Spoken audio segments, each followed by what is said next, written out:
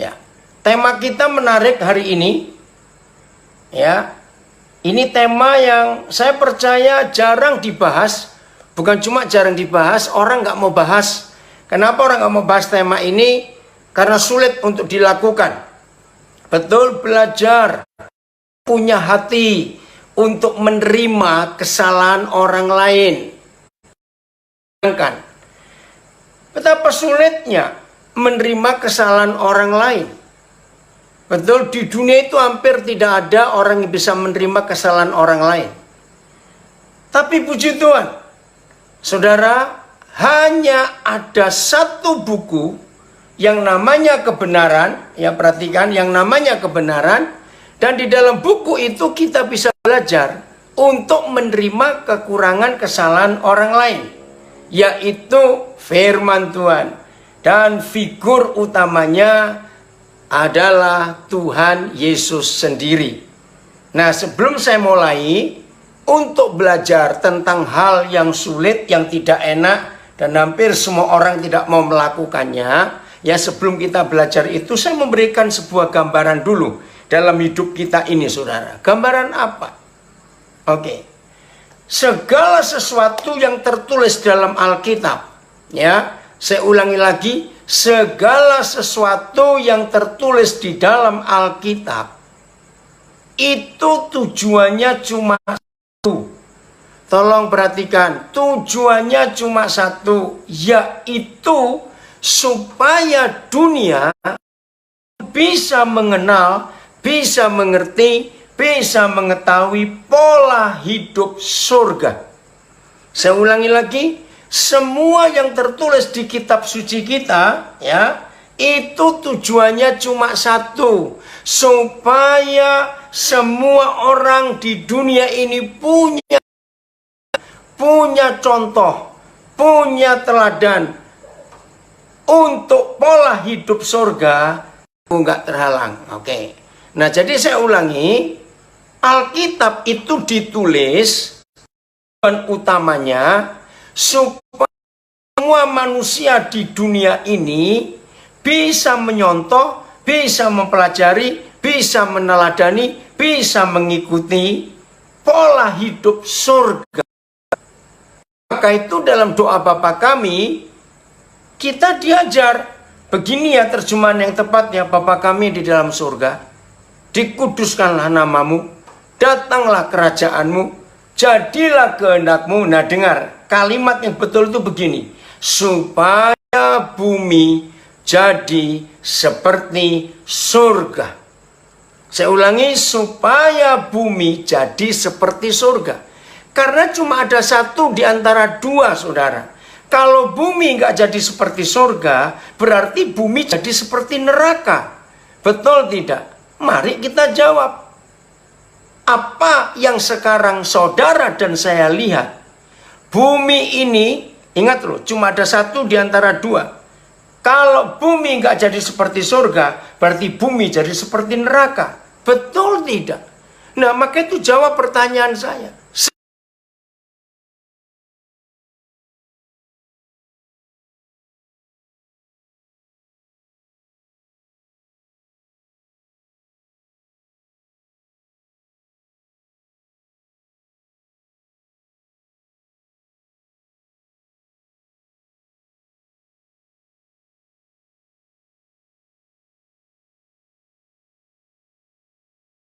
Anak tirinya, yang satu masih umur 5 tahun, hidup-hidup dicemplungkan ke tandon air di lantai 3 di Bandung.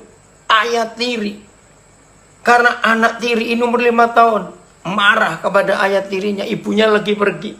Lalu yang kedua ketemu di Jakarta, bayi baru berapa bulan, belum setahun, dipukuli pakai gagang aluminium, mati oleh ayah tirinya. Baru dua yang kita dengar, belum yang lain-lain. Betul-betul bumi seperti neraka. Nah, dengar kalimat ini. Karena gereja itu satu-satunya lembaga, gereja satu-satunya institusi, gereja satu-satunya hal yang Tuhan punya, Tuhan gak punya apa-apa lagi di dunia selain saudara dan saya, gerejanya. Dan kita ini adalah sekelompok orang, satu-satunya kelompok orang di dunia yang dapat kepercayaan untuk memindahkan surga ke bumi. Supaya bumi jadi seperti surga. Karena kalau bumi tidak bisa jadi seperti surga, berarti seperti neraka. Maka itu ketika bumi ini seperti neraka, yang salah bukan setan, yang salah bukan nerakanya, yang salah itu kita. Karena hanya kita yang dapat mandat untuk merubah bumi jadi seperti surga. Maka itu saya ulangi, sebelum kita belajar hal yang sulit ini, saya ulangi ya, sebelum kita belajar hal yang sulit ini, kalau saudara ingin tanya temanya, tanya kepada host kita, Pak Pendeta Wahyu Immanuel dari Karawang. Ya, tanya dia nanti kenapa pilih tema yang luar biasa. Memiliki hati yang bisa menerima kesalahan, kekurangan orang lain seperti Tuhan Yesus.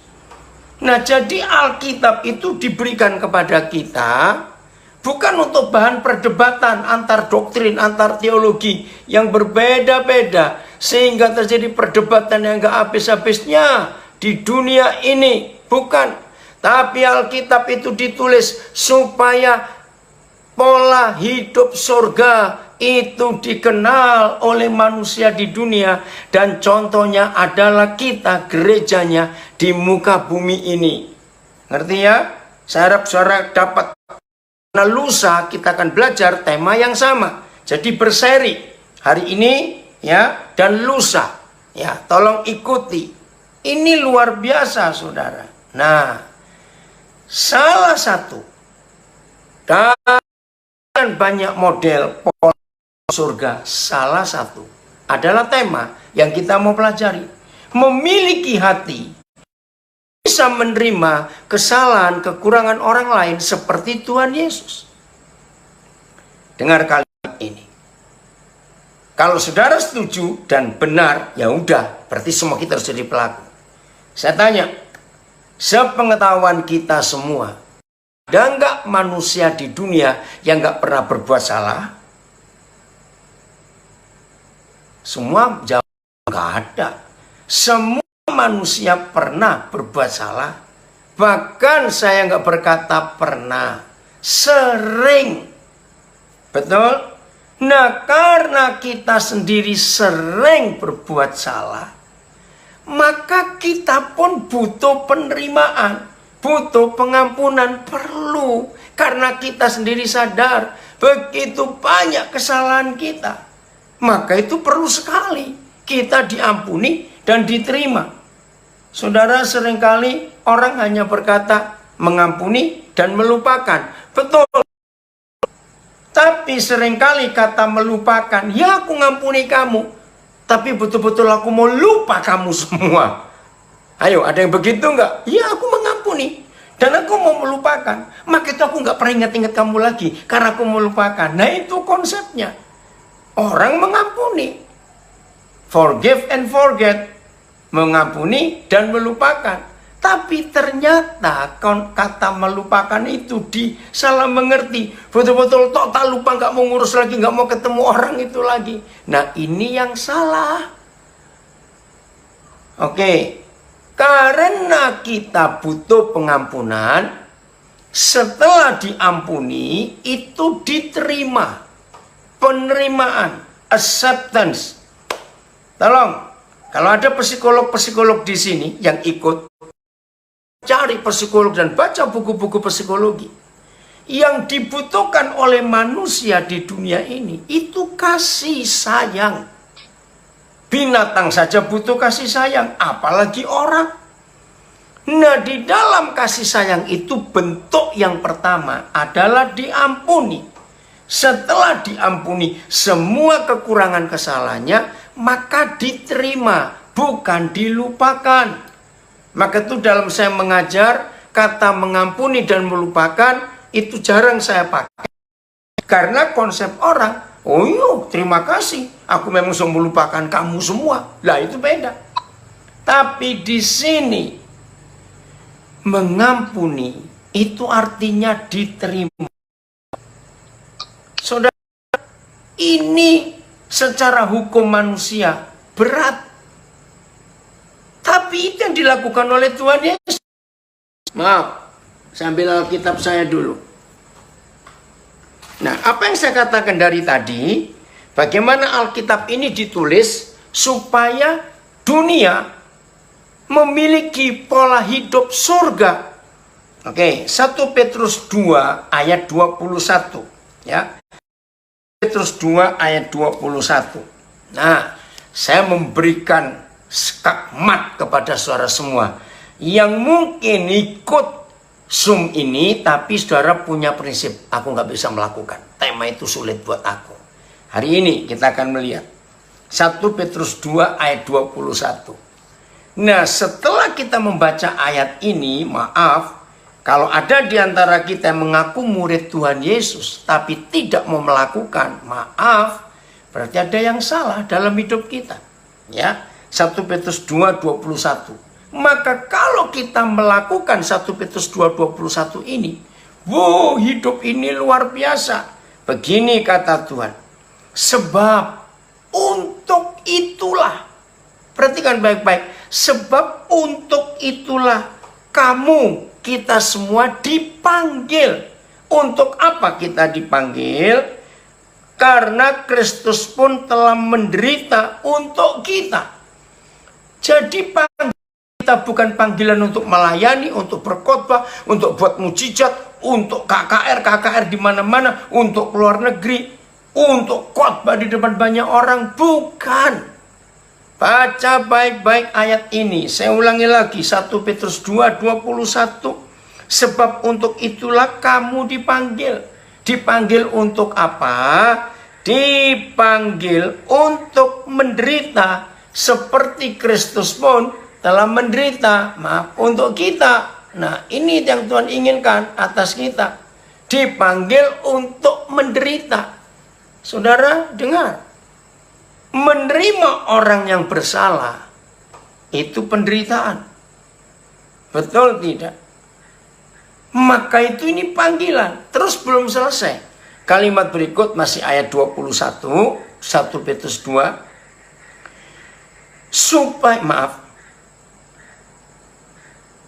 Saya ulang ya. Sebab untuk itulah kamu dipanggil, karena Kristus pun telah menderita untuk kamu. Nah, ini yang penting. Dan telah meninggalkan teladan bagimu, supaya kamu mengikuti jejaknya. Supaya saudara dan saya bisa mengikuti teladannya, mengikuti jejaknya. Ini luar biasa, saudara. Maka itu saya ulangi lagi, firman Tuhan disampaikan kepada manusia berupa buku Alkitab ini.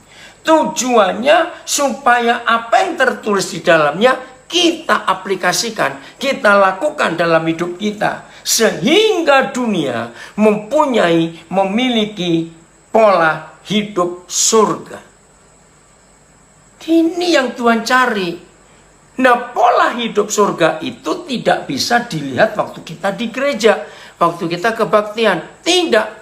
Pola hidup surga itu hanya bisa dilihat kalau saudara dan saya ada di luar. Ya betul nggak? Di luar gereja. Itu pola hidup surga. Lewat kita. Maka itu berkali-kali kita menemukan firman yang sama. Kenapa Paulus sampai berani berkata, ikuti teladanku. Sebagaimana aku telah mengikuti teladan Kristus. Nah, kalau saya simpulkan, ayat itu bunyinya demikian. Tolong dicatat.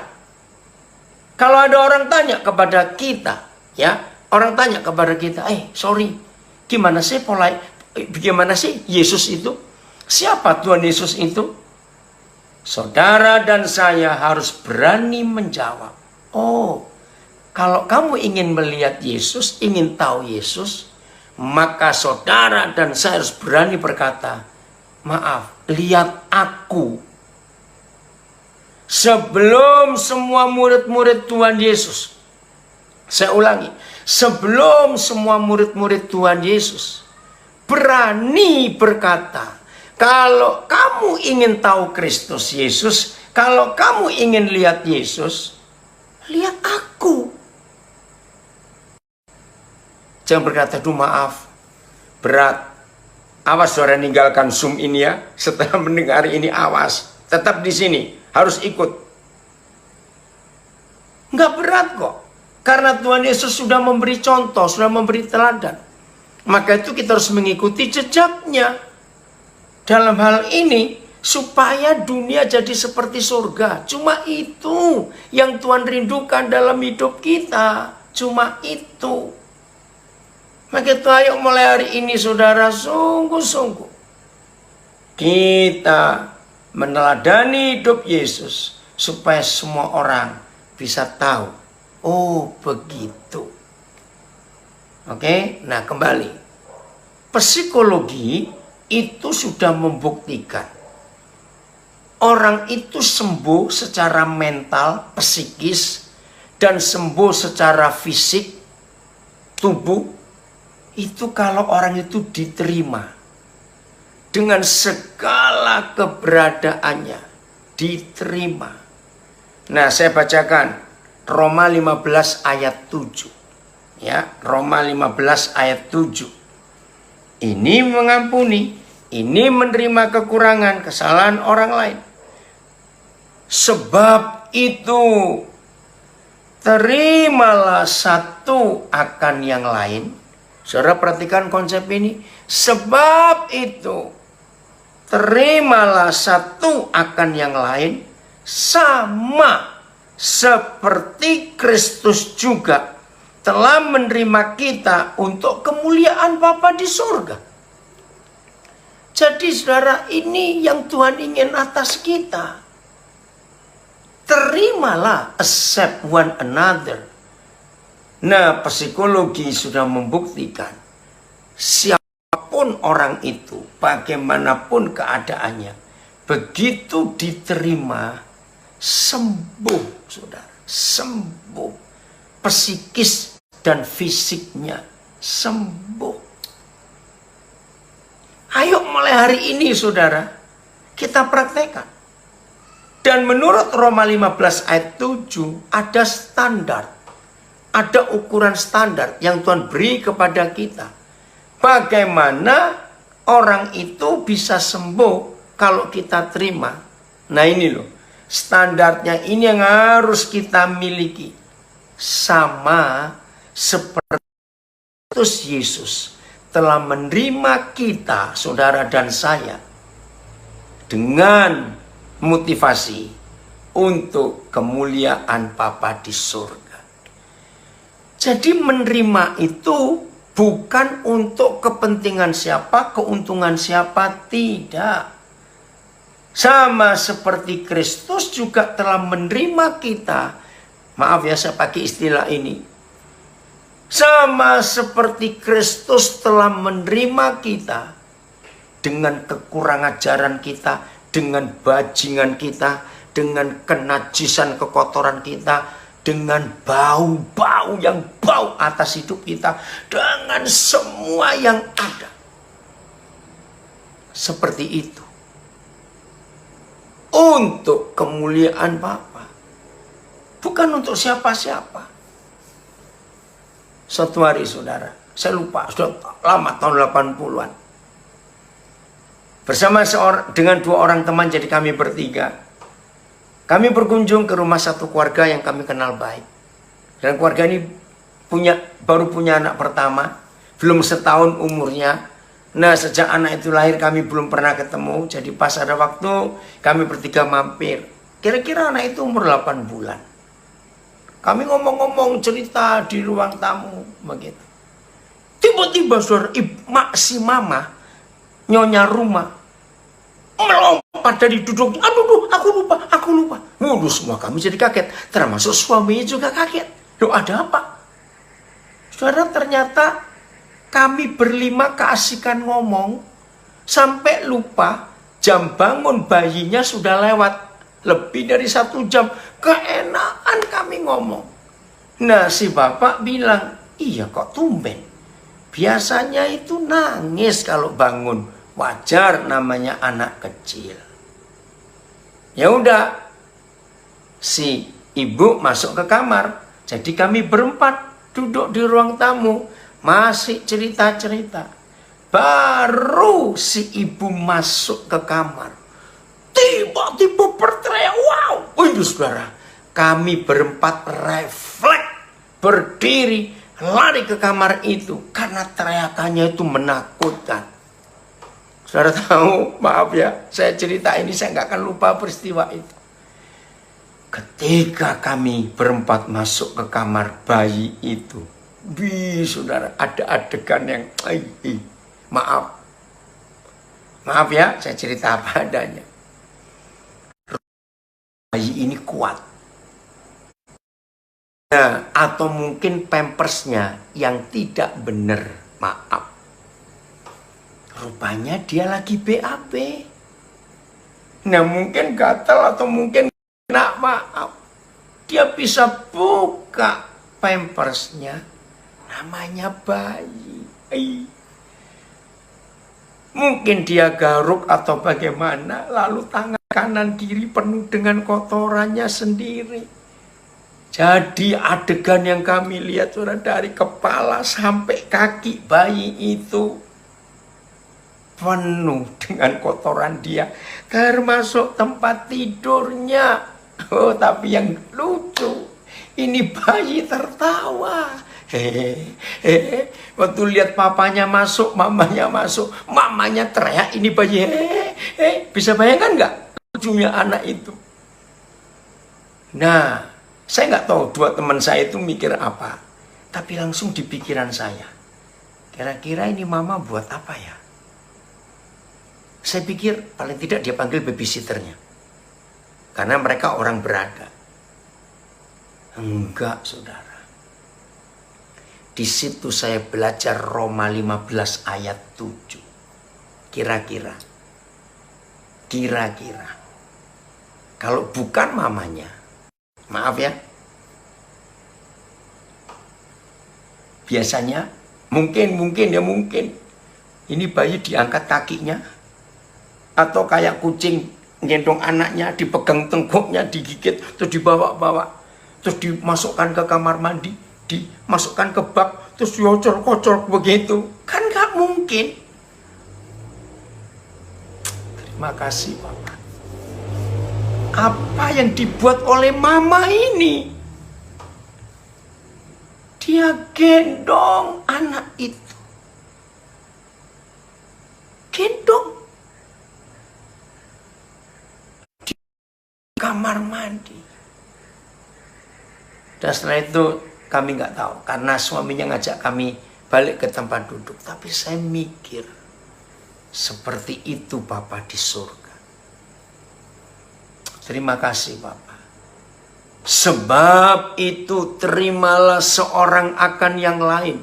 Sama seperti Kristus juga telah menerima kamu, menerima kita untuk kemuliaan Bapa di surga. Saudara, ini luar biasa. Dari kecil kami ini keluarga Kristen.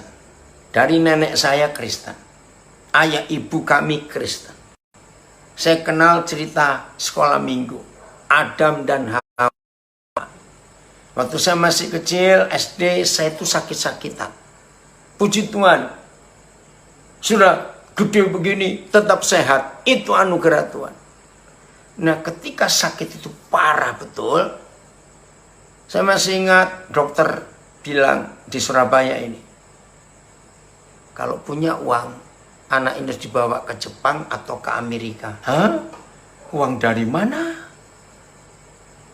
Nah, saudara, tiap kali kesakitan, ini logika saya, ya. Saya nggak tahu saudara pernah berpikir gitu enggak?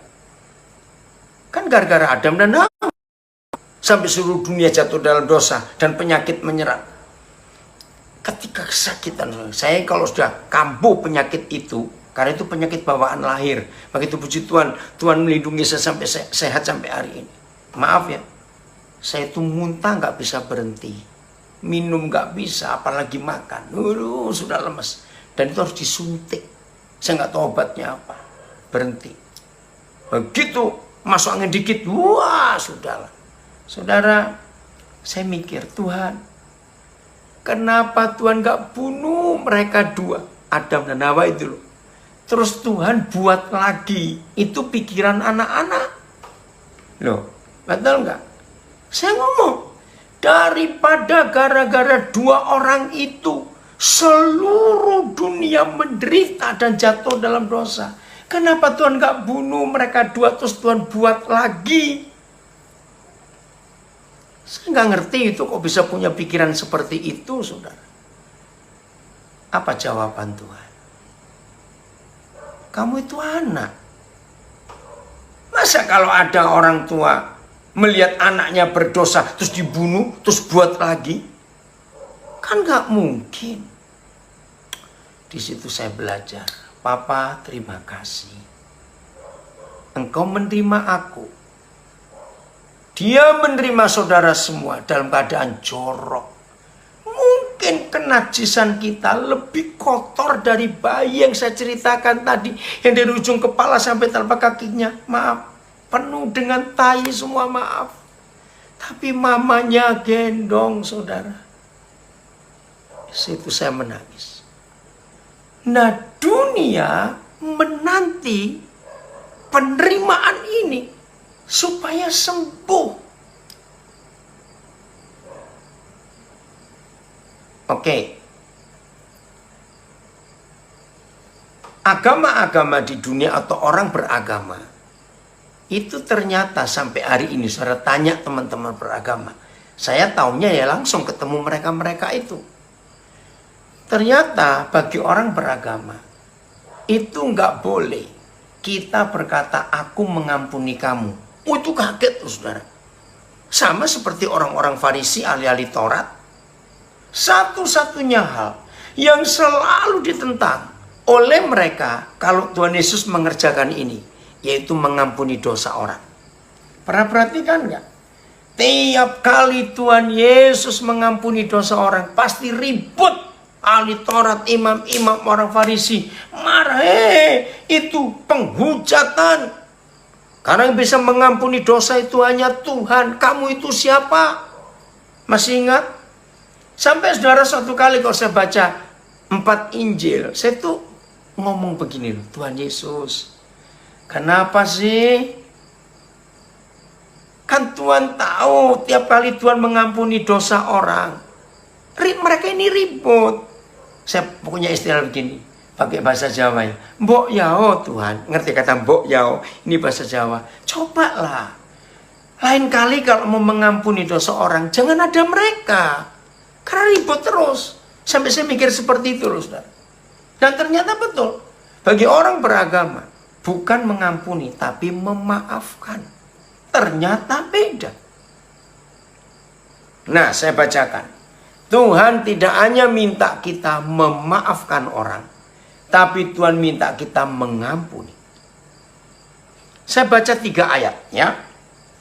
Pertama Matius 6 ayat 14 dan 15. Matius 6 ayat 14 dan 15. Karena jikalau kamu mengampuni kesalahan orang, bukan memaafkan.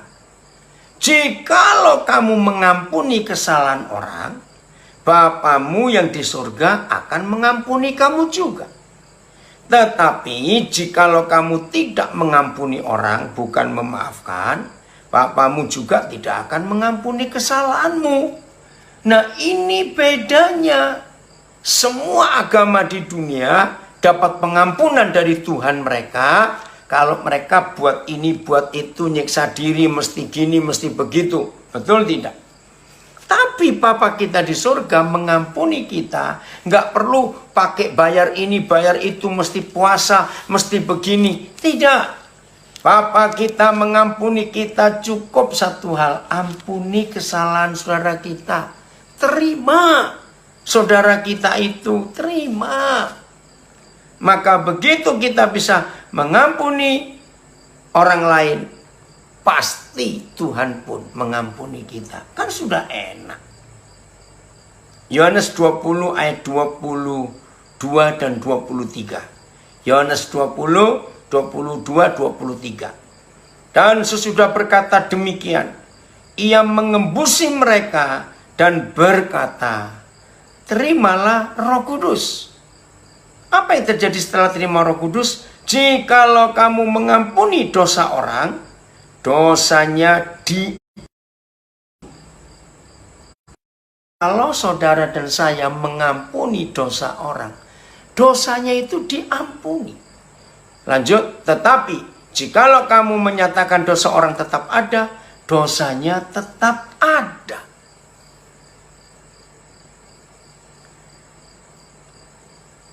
Pak Pendeta Hartamto yang ada di grup ini juga, saya mau cerita ya saudara, ini kisah yang luar biasa. Tanggal 27 Juni 2019. Har masih ingat ya? Waktu itu kita ada acara besar di GBI Sulung Sekolahan. Nah besok pagi jam 5, saya dengan 2 orang anak saya harus berangkat ke kota lain. Pagi.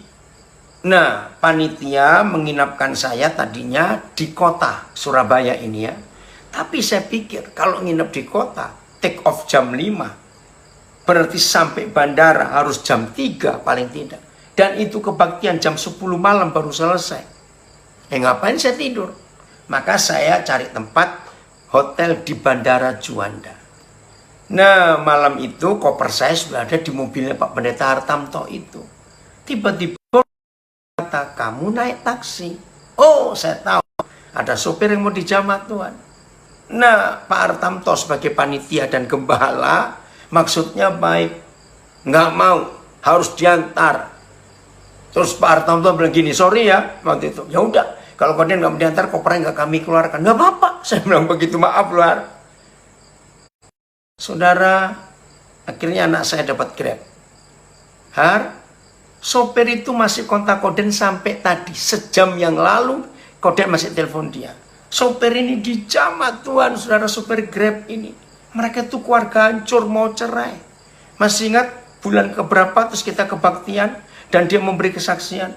Saudara, dia itu sakit hati sejak kecil. Dia disakiti ayah kandungnya luar biasa. Tapi malam itu Tuhan jamah dia. Sampai hari ini saya masih kontak sopir itu. Hidupnya dijamah Tuhan. Betul. Ketika dia berkata, orang seperti saya diterima oleh seorang pendeta. Dia manggil saya papa. Anaknya 3, hampir cerai. Kalau malam itu saya nggak ketemu dia, dia pasti cerai.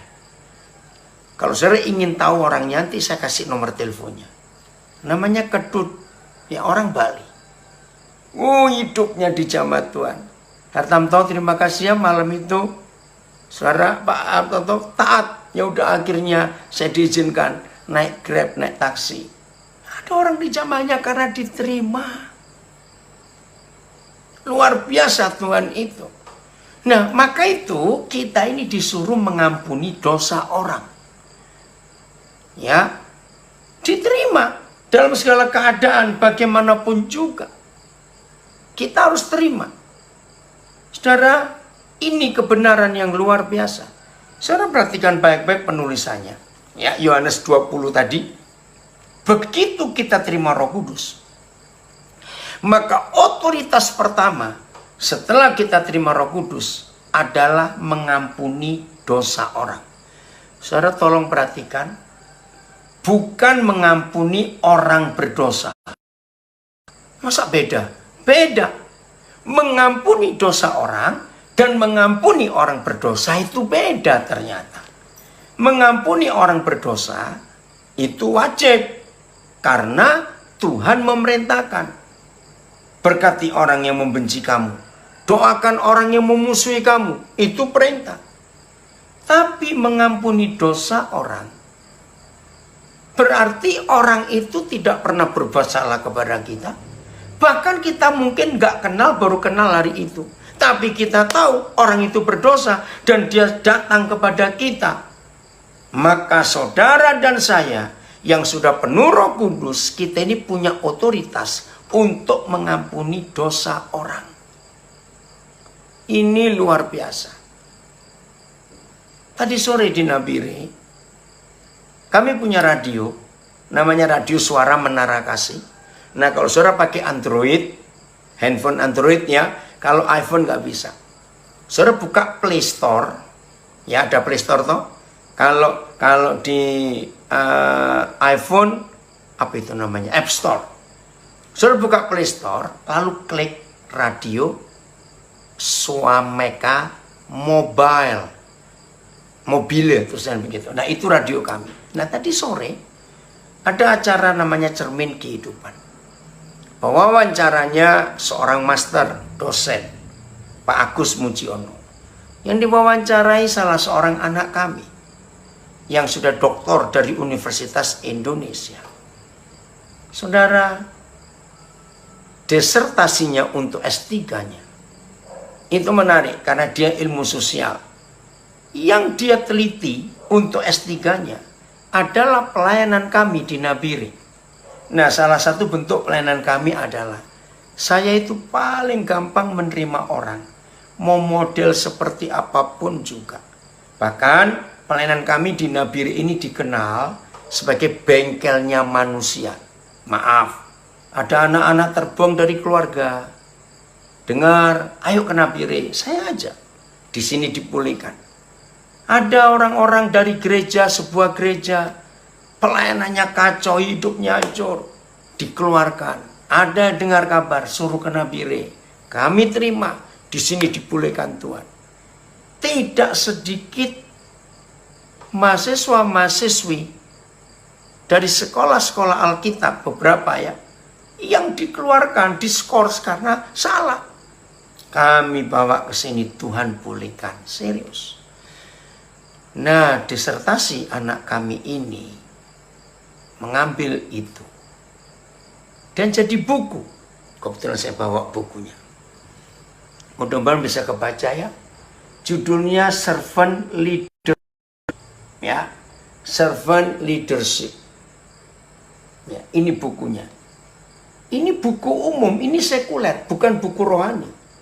Nah, Servant Leadership ini sebuah teori yang ditemukan akhir 90-an awal 2000-an. Bahwa dunia ini membutuhkan pemimpin yang berhati hamba. Dan luar biasa, ini pola Tuhan Yesus. Saudara, terbitan anti offset ada di toko-toko buku. Ya, kok di kota saudara ada Gramedia atau toko buku yang lain, cari. Dijual umum. Servant leadership. Puji Tuhan saudara. Nah di dalamnya lagi sekali buku sekuler, bukan buku rohani. Sebagai pemimpin pelayan, berapa poin penting? Bisa menyembuhkan hati yang luka. Pemimpin pelayan servant leadership itu punya kasih agape. Wah luar biasa. Ini bukan buku rohani lagi sekali, buku sekuler. Nanti saudara cari. Saudara, maka itu saya katakan tadi. Bahwa kalau Alkitab ini diberikan kepada manusia dari surga, tujuannya cuma untuk dipraktekkan, diaplikasikan, dicontoh, diikuti, supaya bumi jadi seperti surga. Nah, salah satunya adalah menerima kesalahan, kekurangan orang lain seperti Tuhan Yesus. Oke, saya akan langsung masuk. Ya, Petrus. Semua kita ingat Petrus bukan? Nah, lihat Petrus. Salahnya, banyak orang hanya tahu 3 kali nyangkal. Tidak. Saya hitung 7 kali Petrus itu nyangkal. Loh, kok 7 kali? Nah, saya hitung ya. 3 kali dia nyangkal ketika Yesus diadili di rumah imam besar Kayafas. Lalu ayam berkokok. Tuhan Yesus berkata, kamu akan menyangkal aku sebelum ada ayam berkokok. Begitu 3 kali jeder istilahnya. Aku nggak kenal dia. Malah Injil Markus menulis, sumpah. Aku nggak kenal orang itu pakai sumpah loh. Ayo kira-kira saudara bagaimana? Kalau punya murid, tolong perhatikan. di antara 12 murid, hanya Petrus yang mengalami semua mujizat dari Yesus. Semua. Yang lain tidak, hanya Petrus. Contoh, jalan di atas air. Siapa yang pernah selain Petrus? Mertuanya disembuhkan. Siapa yang pernah mengalami? Hanya Petrus. Dia emosi, cabut pedang tentara Romawi di Getsemani. Dia mau bunuh itu Malkus, pelayan imam besar. Untung nggak kena, telinganya putus. Masih ingat? Terus telinga itu diambil, ditempelkan lagi oleh Tuhan Yesus, mujizat terjadi. Saudara bayangkan, dia satu-satunya murid yang mengalami semua mujizat Tuhan Yesus, tapi menyangkal. Keempat, Magdalena adalah murid pertama yang tahu Yesus bangkit, tapi Petrus nggak percaya. Lalu Maria ibu Yesus dengan murid-murid perempuan yang lain membuktikan apa yang dikatakan Maria Magdalena. Mereka ke kubur. Betul, Yesus sudah bangkit. Balik mereka ke kota, memberitahukan, termasuk Petrus. Yesus bangkit, Petrus. Nggak percaya. 5 kali. Ke-6 kali, masih ingat? Lukas 24. 2 murid lagi disebut murid. Mereka kecewa karena gurunya mati. Sudah dikubur. Lukas menulis mereka pulang kampung karena kecewa. Nah, di perjalanan Tuhan Yesus ikut nimbrung, tapi mereka nggak kenal. Sampai di dalam rumah, Yesus pecahkan roti, baru terbuka matanya. Yesus guru kita. Langsung mereka lari balik ke Yerusalem, memberitahukan, guru bangkit, aku ketemu. Terus tidak percaya. 6 kali. Yang ke-7 kali klimaksnya, saudara. Apa itu? Petrus kembali nangkap ikan. Bayangkan, dia kecewanya begitu dalam. Padahal di Lukas 5 dia sudah janji. Setelah dia lihat mujizat ikan begitu banyak, sampai koyak jalannya. Guru, dia tersungkur, masih nama Simon. Aku akan ikut engkau, aku tinggalkan semua profesiku ini. Kalau begitu aku ganti namamu Petrus, dan engkau bukan penjala ikan tapi penjala manusia. Masih ingat? Kok di dalam kekecewaannya dia kembali ke hidup yang lama, nangkap ikan lagi. Jadi 7 kali dia nyangkal. Ayo. Dan hari itu Yohanes 21, untuk pertama kali Petrus jumpa gurunya setelah kebangkitan, setelah 7 kali disangkal. Aku nggak percaya. Yohanes 21 ya. Saya baca mulai 1 dengan cepat. Kemudian Yesus menampakkan diri lagi kepada murid-muridnya di pantai Danau Tiberias, dan ia menampakkan diri sebagai berikut. Di pantai itu berkumpul Simon Petrus, Thomas yang disebut Didimus, Natanael, semuanya. Kata Simon Petrus kepada mereka, ayat 3, aku pergi menangkap ikan. Kata mereka kepadanya, kami pergi juga dengan engkau. Mereka berangkat lalu naik ke perahu, tapi malam itu mereka nggak dapat ikan. Ya, kita tahu semuanya kisah ini. Nah, saudara, pagi-pagi, terus ayat yang ke-10. Kata Yesus kepada mereka, bawalah beberapa ikan yang baru kamu tangkap. Simon Petrus naik ke perahu, lalu menghela jala itu ke darat, penuh ikan-ikan besar, 153 ekor banyaknya. Dan sungguh pun sebanyak itu jala itu tidak koyak. Kata Yesus kepada mereka, marilah dan sarapanlah. Tidak ada di antara murid-murid yang berani bertanya kepadanya, siapakah engkau? Padahal mereka tahu. Ya. Terus ayat 15, ayat 14. Itulah ketiga kalinya Yesus menampakkan diri kepada murid-muridnya sesudah ia bangkit dari antara orang mati. Jadi sudah 3 kali menampakkan diri, Petrus tetap nggak percaya yang kedua kalinya itu. Jadi ini penyangkalan yang jahat sekali. Ayat 15, sesudah sarapan, Yesus berkata kepada Simon Petrus, "Simon, anak Yohanes, apakah engkau mengasihi aku lebih daripada mereka ini?" Jawab Petrus kepadanya, "Benar Tuhan, engkau tahu bahwa aku mengasihi engkau." Kata Yesus, perhatikan, ini yang penting. Kata Yesus kepada Petrus, "Gembalakanlah domba-dombaku." Saudara, mari kita renungkan ini. Ayo kita meneladani ini. Saudara, kalau ditipu orang, disakitin orang semuanya, saya sudah sering. Tapi saya praktekkan firman ini. Saudara tahu nggak tugas yang Yesus Tuhan berikan kepada Petrus? Gembalakan domba-dombaku. Begini, kan Yesus mau naik ke surga. Berarti nggak ada lagi di dunia dia. Dia itu gembala. Dan kalau dia naik ke surga, bukan kepada Yohanes yang Tuhan pesan gembalakan domba-dombaku, bukan kepada Thomas, bukan kepada Matius, bukan kepada Yakobus, tapi kepada Petrus, gembalakan domba-dombaku, beri makan domba-dombaku. Saudara tahu? Berarti Tuhan minta Petrus mewakili Tuhan Yesus. Gila, saudara, maaf saya berkata, ini gila. Loh, gilanya bagaimana?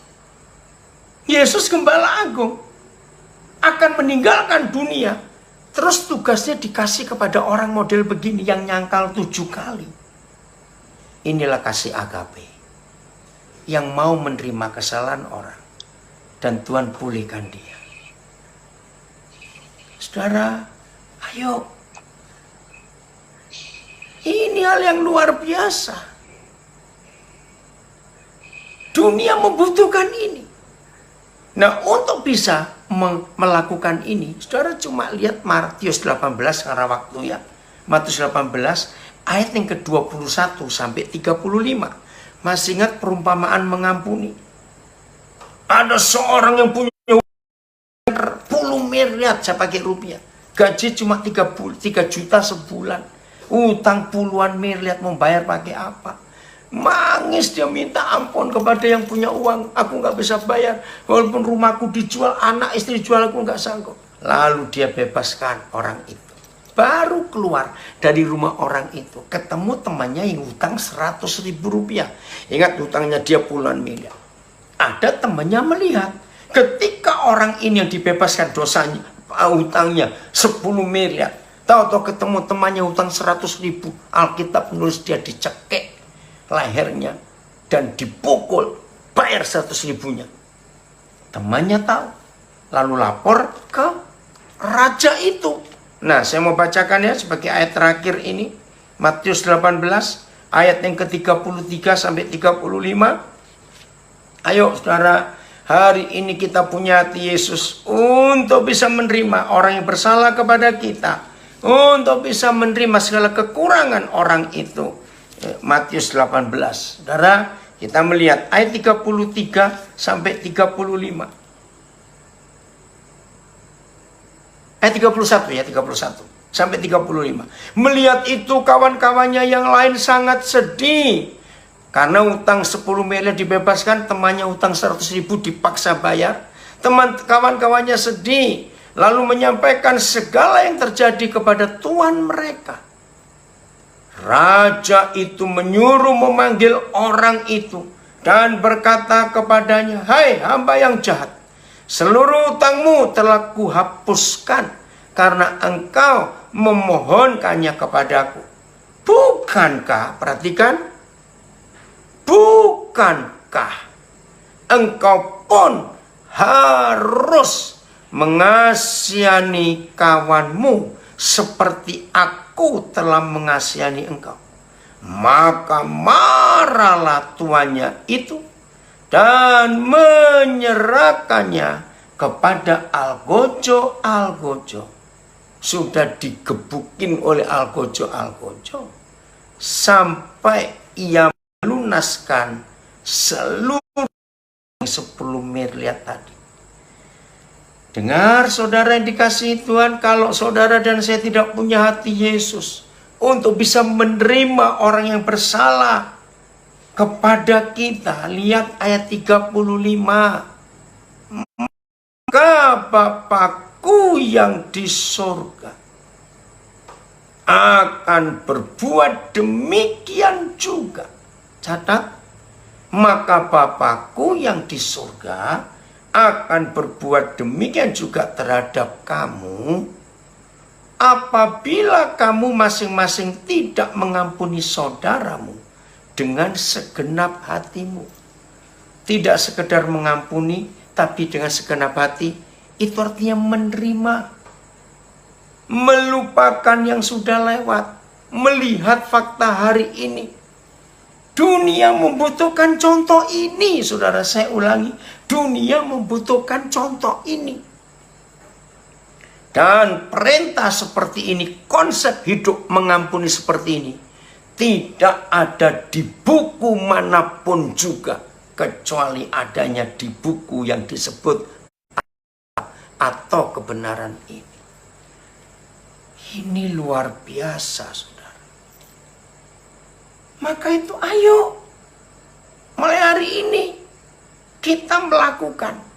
Kalau tidak, maka Bapakku yang di surga akan buat yang sama juga kepada kamu. Jikalau kamu tidak mengampuni saudaramu. Wih, saudara, ngeri sekali. Ngeri sekali. Jadi, ayo kita saling menerima sekarang ini, apapun kekurangannya. Oke. Ini kebenaran. Ya, nanti kita akan diskusi. Nah, jadi konsep surga begini, ya.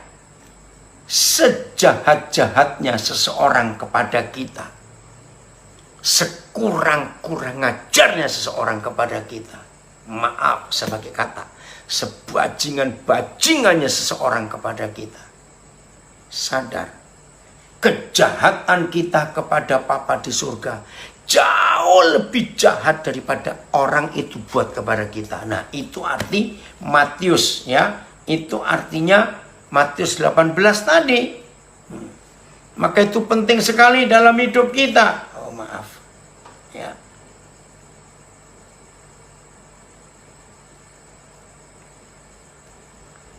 Maaf.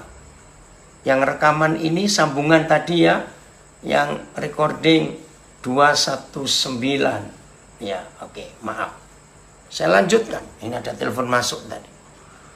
Jadi sejahat-jahatnya kesalahan orang itu kepada kita, tetap kesalahan kita, kejahatan kita kepada Tuhan jauh lebih jahat. Ini yang perlu kita miliki dalam hidup kita. Maka itu Papa minta, ampuni. Ampuni. Supaya kita pun diampuni. Jadi nggak ada alasan untuk kita tidak mengampuni orang yang bersalah kepada kita, karena Tuhan sudah mengampuni kita. Karena Dia sudah mengampuni kita, maka kita pun harus mengampuni orang lain. Ini konsep yang penting dalam hidup ini, saudara. Maka itu, kalau saudara tidak bisa menerima kekurangan kesalahan orang lain, berarti kita pun nggak akan diterima oleh Papa di surga. Ini prinsip. Maka itu dunia akan hancur karena nggak ada contoh bagaimana kita dipulihkan. Maka itu, saudara, kenapa dalam firman Tuhan, Tuhan berkata, aku benci perceraian. Bukan cuma nggak suka, benci. Karena harus mengampuni. Bukan cerai suami istri. Masalah kita seberat apapun juga. Bukan perceraian solusinya. Harus mau mengampuni. Ini penting sekali dalam hidup kita. Oh, Tuhan tolong. Maaf ya, saudara, sebentar. Ini kok ganggu terus. Bentar, saya maaf.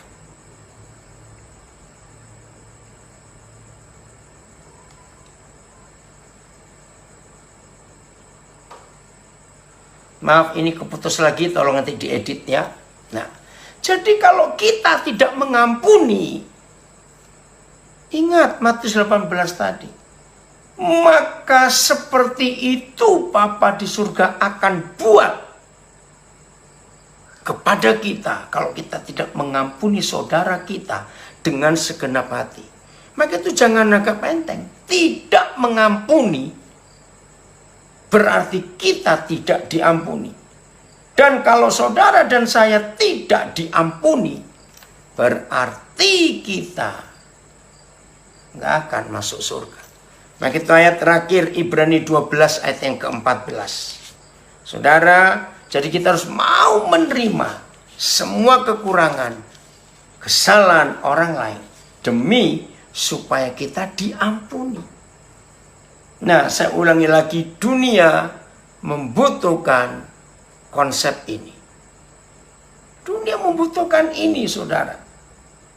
Supaya dunia disembuhkan dan dipulihkan. Ibrani 12 ayat yang ke-14. Ini ayat yang terakhir. Ya, nanti kita akan diskusi. Maka itu jangan main-main. Kalau kita tidak mau melakukan ini. Ibrani 12 ayat 14. Berusahalah hidup damai dengan semua orang. Dan kejarlah kekudusan. Sebab tanpa kekudusan tidak seorang pun akan melihat Tuhan. Sebab tanpa mengampuni, tanpa berdamai dengan semua orang, maka tidak seorang pun akan melihat Tuhan. Perhatikan, kalau saudara nggak bisa melihat Tuhan, berarti saudara nggak bisa ketemu. Kalau kita nggak bisa ketemu Tuhan, berarti kita nggak akan ke surga. Hukumannya hukuman kekal. Apa nggak rugi? Hanya karena tidak mau mengampuni, tidak bisa menerima kesalahan orang. Ayo, mulai hari ini saudara, kita mau menerima orang-orang yang bersalah kepada kita seperti Tuhan Yesus menerima. Nah, nanti setelah diterima, orang itu dipulihkan, diperbaiki. Jadi anggota tim kami di Nabire yang gabung dengan pesat ini, yang tadinya hancur-hancuran, yang lulusan Nusa Kambangan ada di sini. Yang mantan narkoba banyak juga. Yang hidupnya hancur, diusir istrinya ada juga. Tapi kami terima, kami didik, kami arahkan setelah diampuni. Tidak sedikit keluarganya kagum. Lihat perubahan-perubahan orang-orang ini setelah kami terima. Kami hargai, kami beri kedudukan posisi. Seperti Petrus dapat kesempatan lagi untuk menggantikan Tuhan Yesus. Beri makan domba-dombaku, gembalakan domba-dombaku. Ternyata orang yang diampuni dan diterima, orang itu sembuh, orang itu pulih. Dan yang lebih hebat, potensinya, talentanya keluar semua. Dan jadi berguna buat masyarakat, berguna buat orang lain. Itu kan indah kalau kita melakukan itu. Mari kita jadi pelaku firman Tuhan supaya dunia ada contohnya. Yesus ada di dalam kita. Tuhan memberkati kita semuanya. Puji Tuhan, nanti kita akan belajar, oke? Ya. Ya, silakan. Amin. Terima kasih, Pak. Ya, baik. Sama-sama. Kita buka sesi pertanyaan sebentar, boleh, Pak? Boleh. Sangat boleh. Boleh ya. Ini ada satu pertanyaan yang masuk. Ya. Ada di kolom chat. Sebentar ya, sebentar. Bagaimana? Tunggu. Oke. Tunggu sebentar. Ini Papa atur dulu. Supaya yang lain bisa dengar juga. Maaf.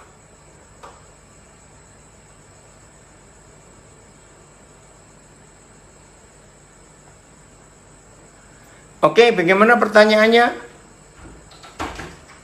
Pertanyaannya, Pak, bagaimana menjaga hati tetap menerima, tetapi tidak menjadi lebay karena baper? Iya. Menerima tapi mendidik. Sebentar ya, nulis dulu. Kristus 22:7-20. Oke. Ya, kita belajar sekarang ya. Untuk yang berikut, ntar.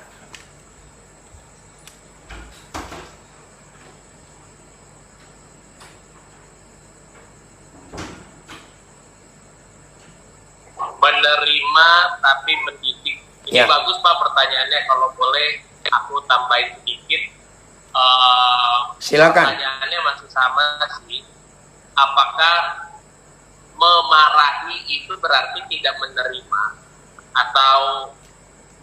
ataukah menerima berarti tidak boleh memarahi, atau seperti itu Pak? Ya. Semua kita aplikasikan kepada Tuhan Yesus.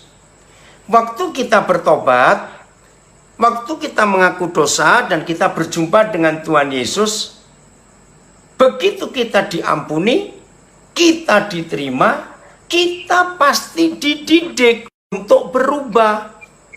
Betul nggak saudara? Nah seperti itu. Begini saya belajar dari Papa di surga. Ya. Setiap kali kita dikecewakan orang, setiap kali kita dirugikan orang, pokoknya setiap kali kita mengalami apa yang gak enak, dengar ya, sebelum kita bereaksi apa-apa untuk orang itu, coba lakukan begini. Saudara tenang sebentar, terus mikir, kira-kira kalau aku buat seperti itu kepada Tuhan Yesus, tolong ya, ini penting. Jadi saudara disakitin orang, saudara dirugikan orang, saudara difitnah orang, oke? Yang gak enak pokoknya. Nah coba renungkan, duduk sebentar tenang.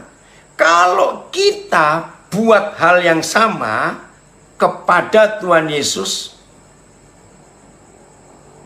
kira-kira Tuhan Yesus reaksinya apa terhadap kita? Nangkep nggak? Nah kalau saudara sudah bisa nangkep, mikir, oh Tuhan pasti buat begitu kepadaku. Nah lakukan itu untuk saudara kita. Ngerti nggak Wahyu? Untuk ini.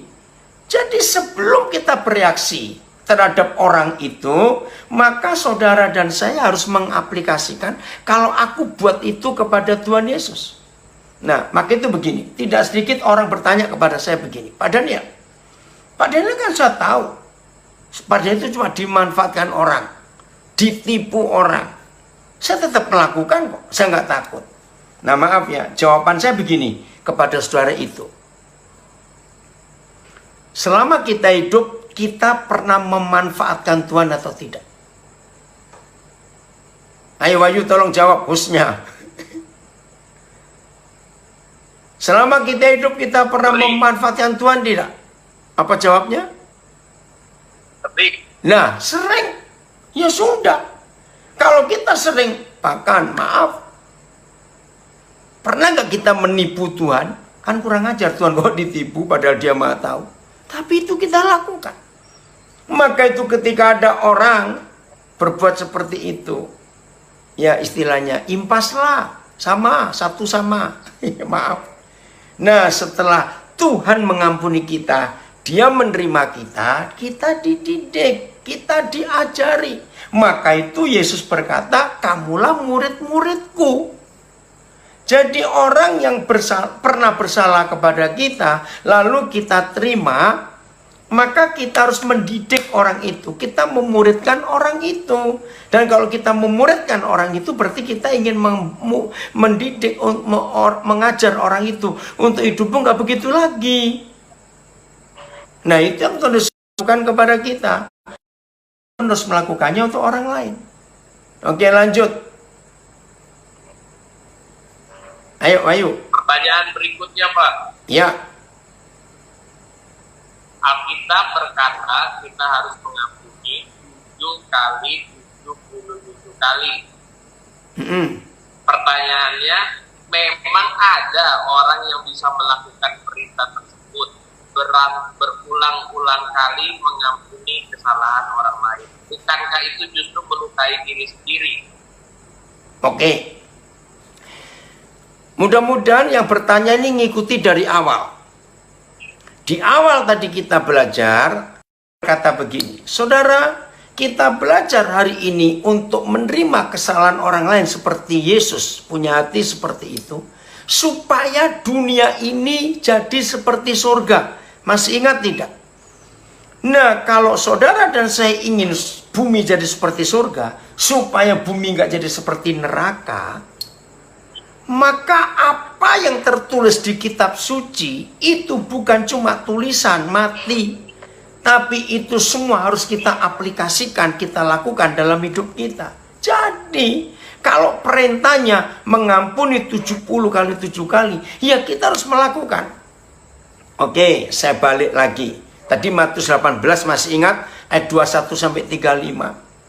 Segala sesuatu yang Tuhan sudah buat atas kita, kita harus buat untuk orang lain. Nah, sejahat-jahatnya orang itu kepada saudara yang bertanya, ayo, saya minta yang bertanya tadi, apakah ada, apakah mungkin? Saya tanya balik. Saudara sadar nggak bahwa dosamu itu segunung, bahkan lebih tinggi daripada gunung kepada Tuhan? Nah, kalau ada orang menjawab, aku ini orang baik-baik kok, aku nggak pernah melukai orang. Nah, itu surat Yohanes berkata, orang berdosa itu adalah orang yang berkata, aku nggak pernah berdosa. Itu orang berdosa.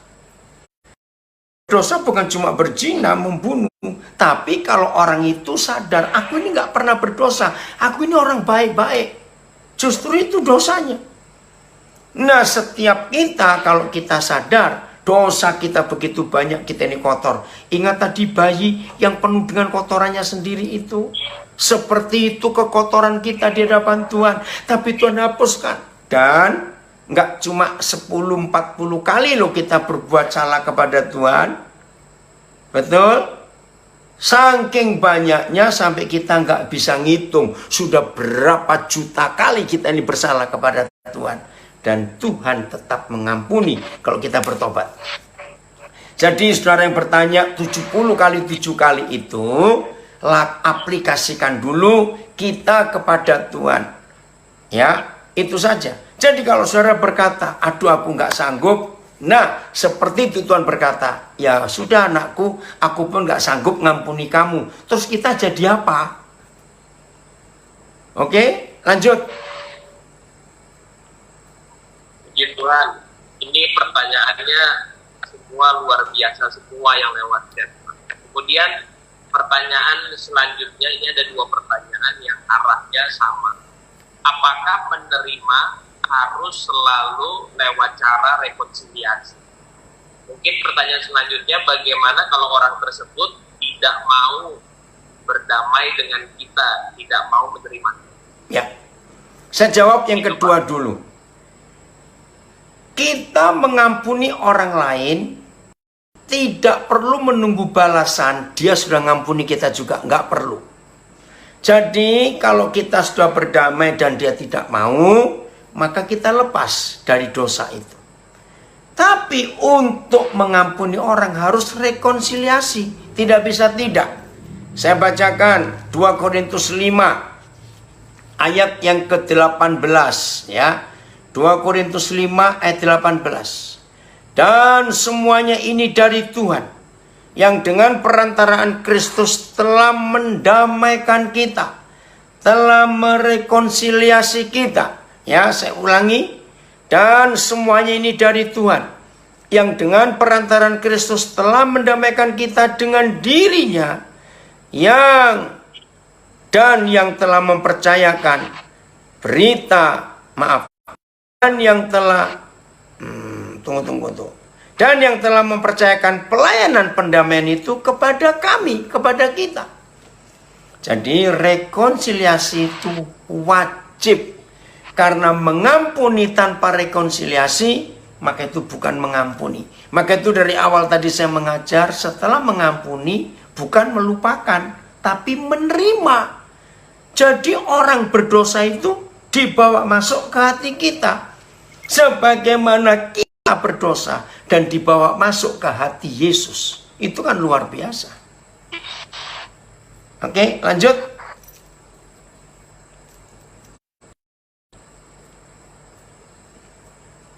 Mengampuni dan menerima. Ya, itu kuncinya. Melupakan. Apakah ada yang lain yang mungkin mau bertanya? Silakan dinyalakan audionya dan kemudian boleh bertanya. Apabila ada Bapak, Ibu yang lain yang ingin bertanya secara langsung, silakan boleh dinyalakan audionya. Ya Pak, ini Pak. Ya, silakan. Malam Pak, nanya. Boleh nanya kan Pak? Ya, silakan, Pak. Malam. Nanya silakan Pak. Ya, apakah orang Kristen boleh berbohong Pak? Ya pasti nggak boleh, Pak. Ah.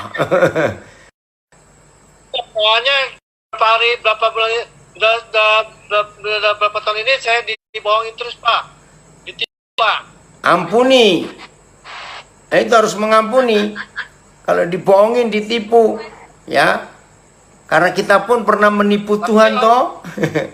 Ya udah, ampuni saja. Yang tipu itu orang Kristen Pak. Nggak apa-apa. Orang Kristen.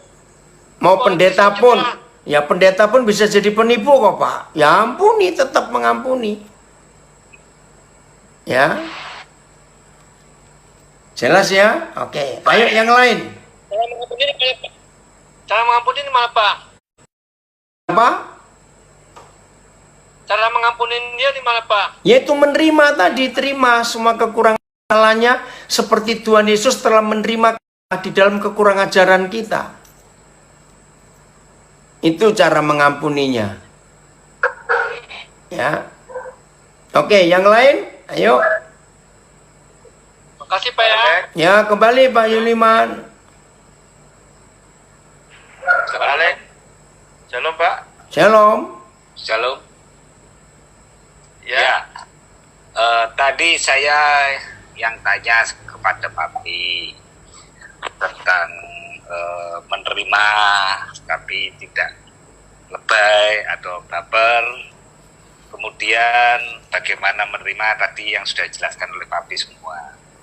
Yang saya maksud begini Papi, bagaimana kalau seandainya kita yang merasa terganggu, merasa terusik atau tersakiti dengan sikap seseorang yang tanpa dia sadari dia sudah mengusik kita menurut ukuran kita, sudah mengganggu kita menurut ukuran kita, gitu Papi. Apakah itu juga harus lewat rekonsiliasi, maksud saya? Terima kasih Papi, Tuhan memberkati. Ya sama. Semua yang kita buat kepada Tuhan itu kan mengusik Tuhan, mengganggu Tuhan. Semua dosa yang kita lakukan itu pasti mengusik, mengganggu Tuhan. Dan dia mengajak kita berdamai. Nah, untuk hal ini cari orang ketiga yang bisa jadi jembatan. Maka itu Tuhan Yesus diutus datang ke dunia supaya jadi jembatan antara kita dengan Bapa di surga.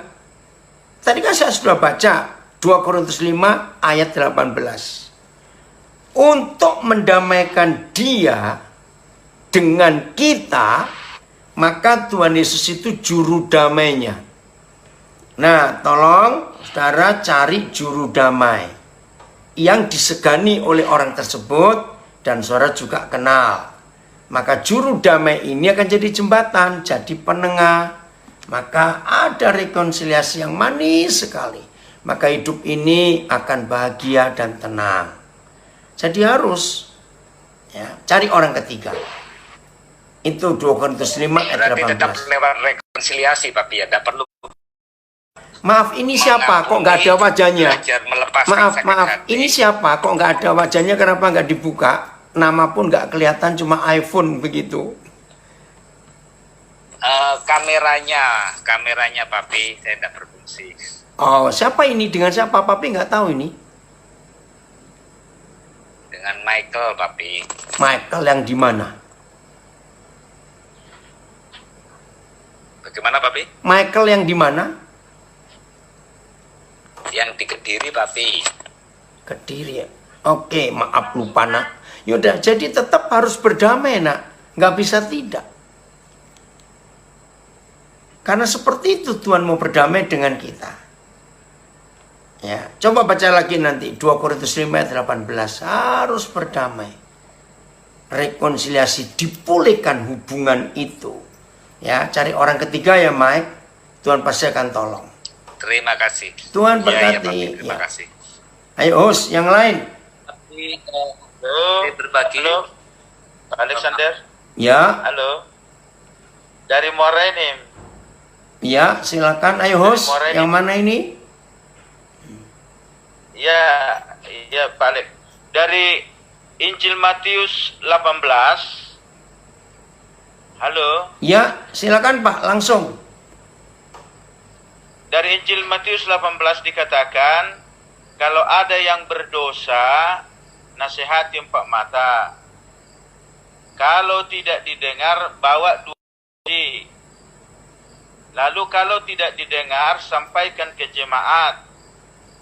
Lalu kalau tidak didengar, anggaplah mereka itu pemungut cukai, tidak pernah mengenal Allah. Sejauh mana tanggapan kita dengan ini, Pak? Ya, jadi nanti jemaat yang mengambil keputusan, itu artinya. Jadi Ya. Tuhan memberikan otoritas kepada jemaat untuk memutuskan. Jadi bukan seorang 2 orang, tapi jemaat. Nah, maka itu perlu hikmat. Ya, Begitu, Pak Utagalung. iya, iya. Ya, puji Tuhan. Ayo lanjut. Tapi kita menganggap dia tidak pernah mengenal Allah itu, gimana itu, Pak? Ya iya, karena dia nggak mau dipulihkan, dia nggak mau diperbarui. Ya udah, jadi biarkan dia milih jalannya. Tapi tetap kita harus menunggu kapan dia balik, kita harus tetap terima. Oke, makasih Pak. Ya, sama-sama. Amin, amin, amin. baik, tapi masih ada waktu. Sedikit Atau lagi ya. kita ke radio? Ya, sedikit lagi. Ya. Tadi Pak Hengki itu angkat tangan. Pak Hengki siapa itu tadi? Ya, baik. Kan mau bertanya? Ya, Papi, salam kenal. Saya yang baru beberapa hari kemarin dari Surabaya, Papi.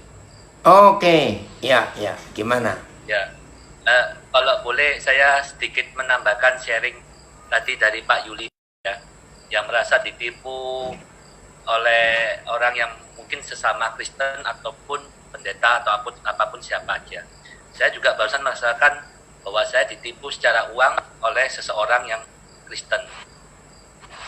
Saya bilang sama Tuhan, Tuhan kenapa ya kok saya sampai ditipu seperti ini? Bagaimana saya ingin mengampuni dan bisa melupakan kejadian yang kemarin. Yang saya dapat dari Tuhan itu begini, bahwa uang yang saya ditipu itu bukan uang saya, itu adalah uang milik Tuhan. Betul. Jadi sekarang saya seperti merasa kelegaan, oh iya Tuhan. Lalu Tuhan juga bilang, lebih baik kamu tuh memberi daripada kamu menerima. Nanti itu membuat saya menjadi lega sekali. Ini saya untuk sharing untuk Pak Yuliman. Mungkin kejadiannya sama, kita bisa mengampuni secara hal itu. Luar biasa. Yang saya mau tanyakan, Papi Daniel, saya berusaha mengampuni dan melupakan hal ini. Tetapi satu titik saya ini bagaimana ya? Apakah saya harus berdamai dengan orang ini? Apakah saya harus bertemu dengan dia? Atau mengatakan bahwa saya sudah memaafkan kamu? Atau apakah saya harus diam saja atau bagaimana? Ya.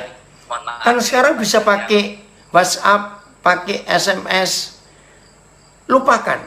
Kalau memang Hengki betul-betul mau melupakan yang dia tipu, nyatakan, ya udah, aku merelakan, aku mau berkata. Nah, tapi dididik. Tapi jangan kamu buat itu untuk orang lain lagi. Kamu tahu nggak yang kamu buat itu merugikan? Nah, jadi dididik orang itu supaya orang itu juga berubah. Itu yang tadi kita bahas. Tuhan Yesus memuridkan kita, kita dididik dari kesalahan kita, diubah jadi benar. Nah, saudara-saudara yang masih bergabung, inilah prinsip yang Tuhan ajarkan. Kalau kita berkata mengampuni dan menerima, berarti kita bisa duduk makan bareng orang itu. Ini yang ditulis oleh 4 Injil. Itu namanya rekonsiliasi. Bisa duduk makan bersama. Luar biasa. Nah, maka itu perlu sekali untuk mengalami itu. Jadi Alkitab mengajarkan bukti rekonsiliasi karena kita bisa makan bareng orang itu. Wah, luar biasa. Ya. Tapi nggak usah dipaksa, nggak usah dipaksa. Yang penting sudah menyatakan, ya udah, aku memberkati kamu. Ya. Oke, lanjut, host. Iya, Papi. Ya.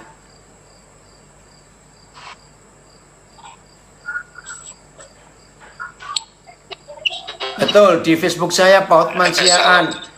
Itu berarti mengampuni itu seumur hidup. Puji Tuhan. Sama seperti Papa di surga mengampuni kita seumur hidup. Ya, silakan. Halo Pak Daniel. Ya. Saya Joko Markus. Ya. Ya. Dari Bogor ini. Ya, silakan Pak. Apa yang mau ditanya? Ya. Begini, itu kalau kita merasa bahwa telah mengampuni, tetapi orang itu tetap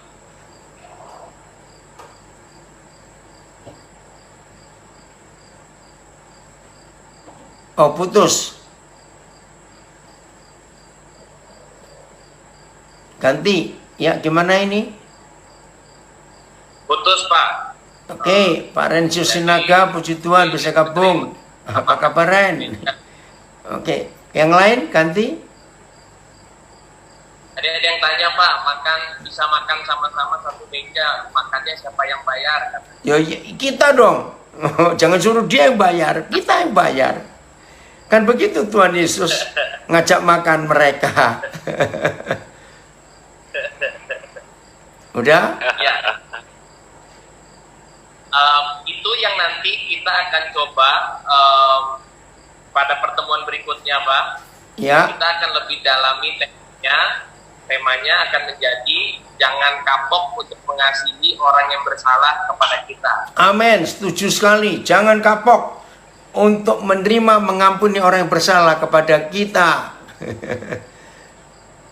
Ya, itu yang akan nanti kita belajar di hari Jumat. Puji Tuhan. Ya. Baik, apakah ada lagi yang lain yang ingin bertanya? Mungkin ini pertanyaan terakhir kali ya Pak ya? Ya, silakan. Apakah mau ke radio? Bagaimana kalau kita ingin menegur orang lain, orang itu tapi lebih senior dari? Ya. Kita bisa minta orang ketiga yang sama senior dengan dia. Jadi nggak langsung lewat kita. Kita minta. Itu tadi yang Pak Uta Galung berkata, hukum di Matius 16 ya, bukan 18 ya. Kalau ada orang bersalah tegur 4 mata, kalau tidak kalau nggak, nah minta yang senior juga yang mengingatkan. Jadi fakta-fakta itu. Udah? Tapi masih ada waktu. Kenapa satu lagi ya? Satu lagi pertanyaan. Baik, satu lagi terakhir. Ada?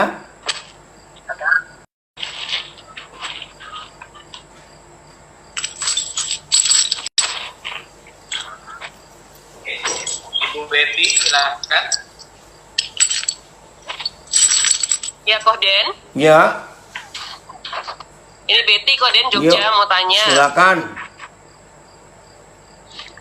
Kalau misalnya saya tuh kemarin tuh kan soal mengampuni arah yang memang ada hubungan dekat ya, saudara, keluarga, teman gitu. Tapi kalau udah kaitannya rekan bisnis gitu ya Kohden, apakah tetap perlu rekonsiliasi? Misalnya dia nipu kita, terus dia kan pergi, udah nggak tahu kemana gitu ya, atau bawa lari uang kita. Kita kan nggak mungkin nyari dia gitu kan, dia mungkin takut kita cari. Apakah cukup kita sudah mengampuni, nggak perlu rekonsiliasi, apa tetap harus rekonsiliasi? Ya, kalau orangnya sudah nggak Gitu, bisa Kohden. dicari, nggak perlu rekonsiliasi, ampuni saja, lepaskan berkat. lepaskan. Maka itu Iya. perintah Tuhan Yesus, berkati orang yang menganiaya, yang memusuhi kamu. Itu perintah yang luar biasa.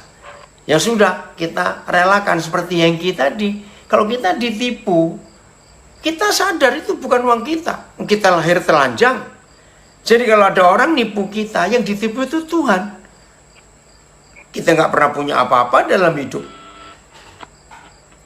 Jelas ya? Oke, itu Koden. Ya. Terima kasih Tuhan Koden. berkati. Ya. Udah Wahyu? Terakhir boleh Ibu Inkawati, Ibu Gembala. Dari Shalom. Jombang. Shalom. Shalom. Pak Daniel masih Lupa ini Bueno. siapa? Bueno. Bueno. Dari Jombang. Bueno. Ya. Loh, Cik kok lain? Kok nggak kenal? Kapan datang dari Amerika ini? Katanya dari Amerika. 3 bulan karena tapi Iya, makanya itu saya dengar. Kata Cik di lockdown di sana nggak bisa balik. Untung bisa balik ya. Tuhan luar biasa. Iya, puji Tuhan. Kirim malaikat. Oh ya? Nah, Surabaya sampai ke Jombang. Wah, luar biasa. Puji Tuhan, bisa sampai Jombang lagi. Ya, saya dengar itu. Ya, Ya. saya dengar dari Philadelphia. Mau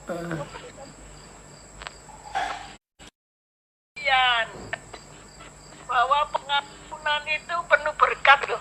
Amin, betul sekali. Yang suka ya, karena saya ngalami. Iya, puji Tuhan. Orang yang suka ngampuni itu penuh berkat, disayang Tuhan.